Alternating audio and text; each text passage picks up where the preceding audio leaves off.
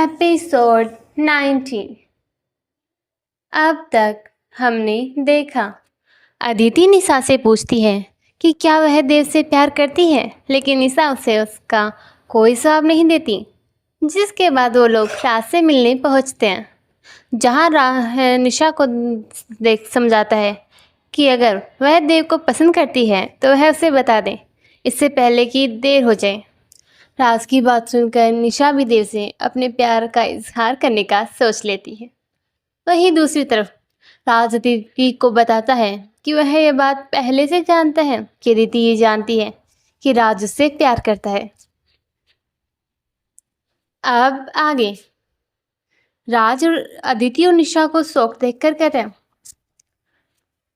पहले नहीं पता था, लेकिन जब कुछ टाइम पहले मैंने हर बात पर ध्यान दिया तब मुझे मेरी, तुम्हारी और प्रेम की वो मुलाकात याद आई जब तुमने प्रेम को अपने बॉयफ्रेंड के रूप में बुलवाया था। उसे याद कर मैं समझ गया कि तुमने ये सब कुछ इसलिए किया ताकि मैं तुम्हारा और इंतज़ार ना करूं और ज़िंदगी में आगे बढ़ूं। और सच कहूँ ना दीदी, उस दिन मुझे खुद पर बहुत फ़क्र महसूस हुआ कि मैंने एक ऐसी लड़की से प्यार किया जो मेरे बारे में इतना सोचती है, जो हर किसी को समझती है।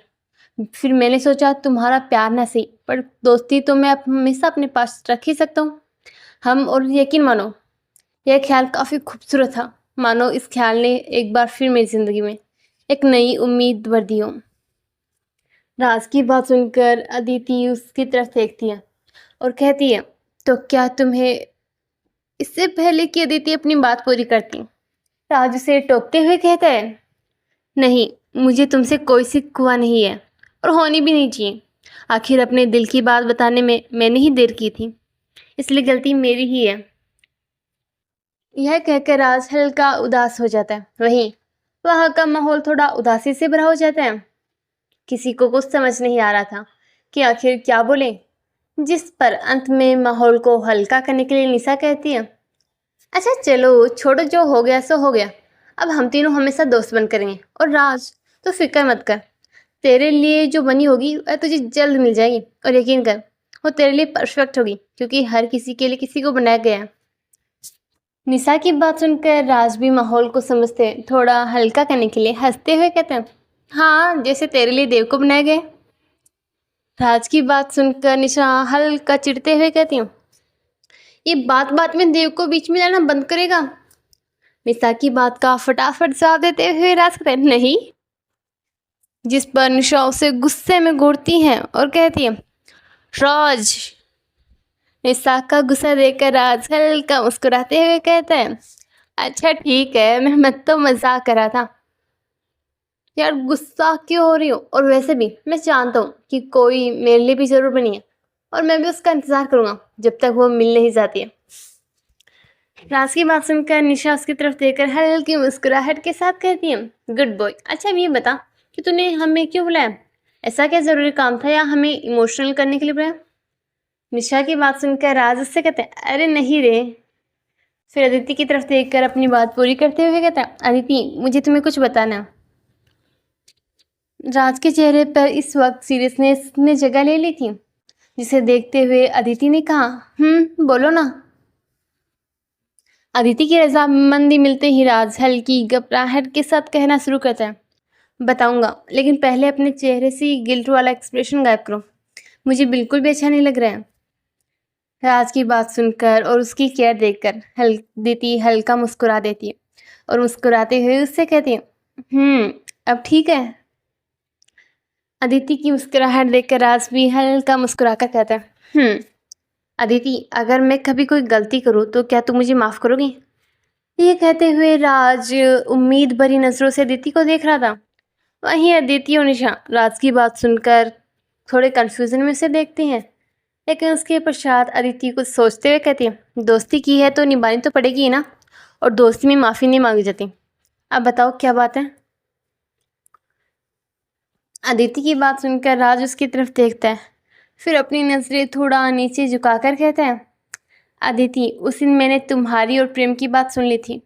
तुम दोनों डेट पर जा रहे हो, इसलिए मैं तुम्हें लंच पर जाने को कहा था, बल्कि पहले ऐसा कोई प्लान नहीं था। राज की बात सुनकर अदिति और निशा शौक रह जाते हैं उन्हें समझ नहीं आ रहा था कि वह कैसे रिएक्ट करे। वहीं उन्हें कुछ ना कहता देख राज हल्का घबरा जाता है और घबराते हुए कहता है, अदिति यकीन मानो मैं तुम दोनों को अलग नहीं करना चाहता था, वो तो मैं।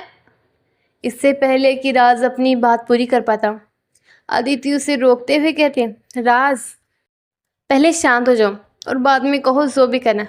और अगर तुम्हें इस बात की टेंशन है कि मैं जानकर गुस्सा हूँ तो फिक्र मत करो, मैं गुस्सा नहीं हूँ।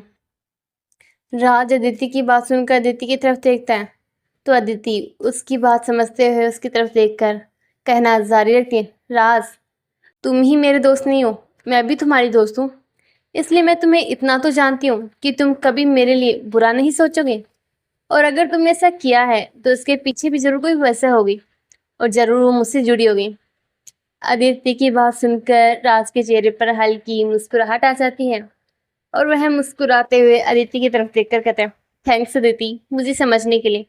वो मैं तुम्हारी कॉन्ट्रैक्ट मैरिज के बारे में जान गया था, इसीलिए मुझे डर लग रहा था कि अगर कॉन्ट्रैक्ट पूरा होने पर तुम दोनों अलग हुए तो लोग तुम्हारे बारे में गलत ना कहें और तुम्हें गलत ना समझें।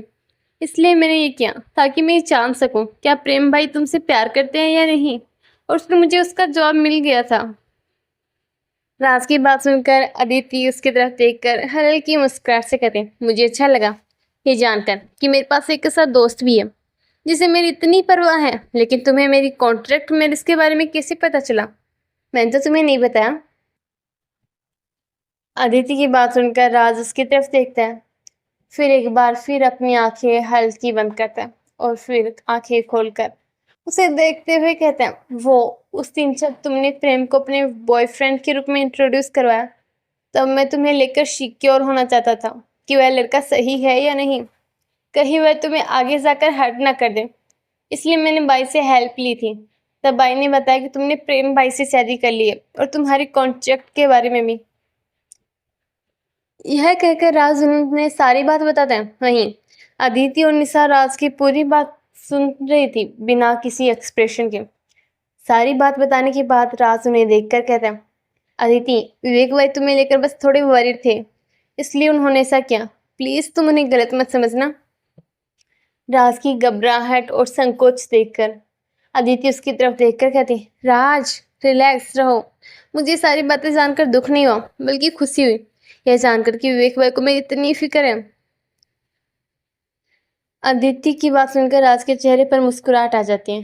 वहीं निशा राज और अदिति को देखकर कुछ सोचते हुए कहती है, लेकिन राज तुम्हारे भाई को जीजू से इतनी प्रॉब्लम क्या है?